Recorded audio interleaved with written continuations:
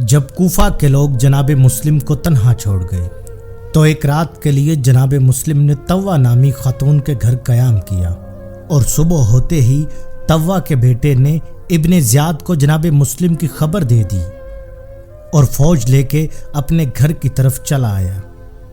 جب گھوڑوں کی ہنکار کی آواز سنی تو جناب طوہ دوڑ کر جناب مسلم کے قریب آئی اور فوج کے آنے کی خبر دی۔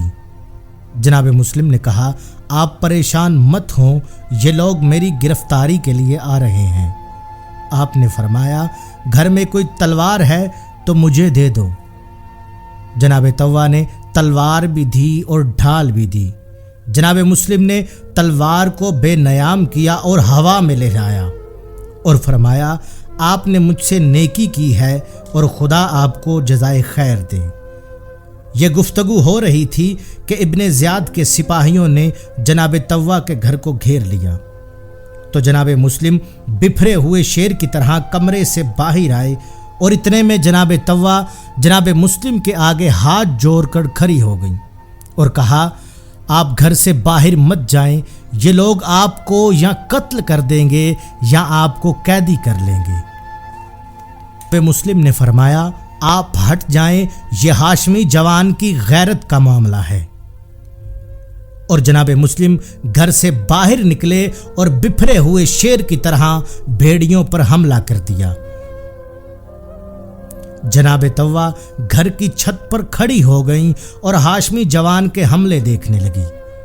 جناب مسلم نے ایک ہی حملے میں کئی سپاہی فنار کیے اور باقی لومڑی کی طرح بھاگنے لگے۔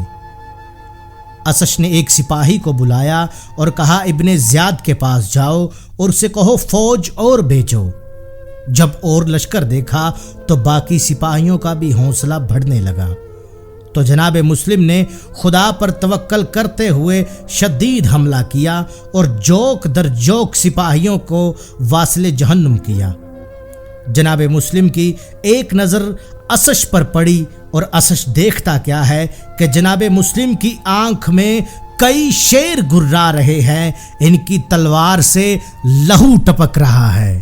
کانپتے ہوئے ہونٹوں سے اسش نے ایک سپاہی کو کہا کہ جاؤ اور ابن زیاد سے کہو، اے امیر، ادرکنی بالخیر والرجاز، اور اس سے کہنا کہ کیا کہوں، مسلم کے ہاتھ بارش کی بادل کی طرح برسنے والے ہیں، اس کی تلوار برق کی رفتار ہے، اس کا نعرہ گرجدار ہے، اس کا نیزہ وشہاب کو جلا دینے والا ہے، اور اس کا ایک حملہ کئی صفوں کا قتل کرنے والا ہے، اس کی جرت دریائے نیل کی موجوں کی طرح ہے، اس کی آنکھیں بھوکے شیر کو کھا جانے والی ہیں۔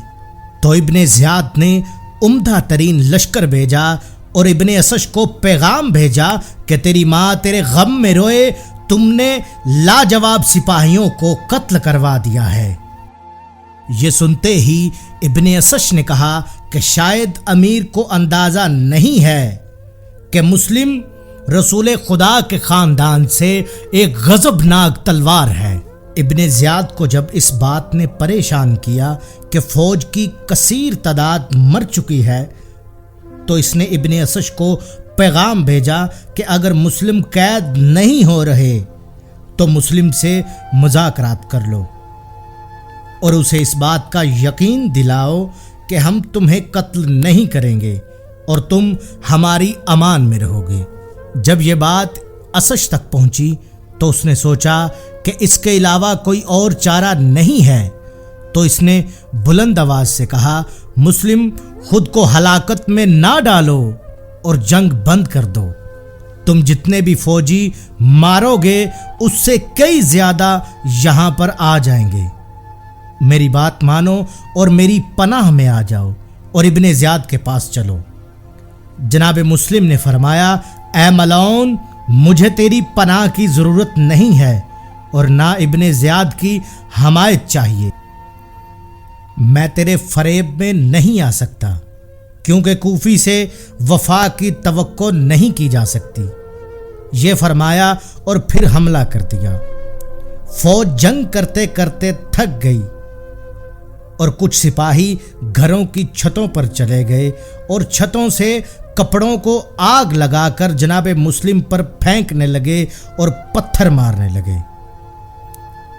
پتھر مار مار کر ان ظالموں نے جناب مسلم کو زخمی کر دیا۔ شدید زخمی ہونے کے باوجود جناب مسلم نے اتنی دلیری سے جنگ کی کہ سپاہیوں کو ایک ہاتھ سے پکڑ کر گھروں کی چھتوں پر پھینکنے لگے۔ آپ کی یہ دلیری دیکھ کر کوئی شخص آپ کے قریب نہ آیا اور سب دور سے وار کرتے رہے۔ انہوں نے تیروں، نیزوں اور پتھروں سے جناب مسلم کو بہت زخمی کر دیا تھا، تو جناب مسلم ایک دیوار کے ساتھ ٹیک لگا کر کھڑے ہو گئے۔ اتنے میں ایک بے حیا نے چھت سے پتھر سے وار کیا۔ پتھر سیدھا آ کر جناب مسلم کے سر پر لگا۔ آپ کا سر پھٹ گیا اور سر سے خون جاری ہو گیا۔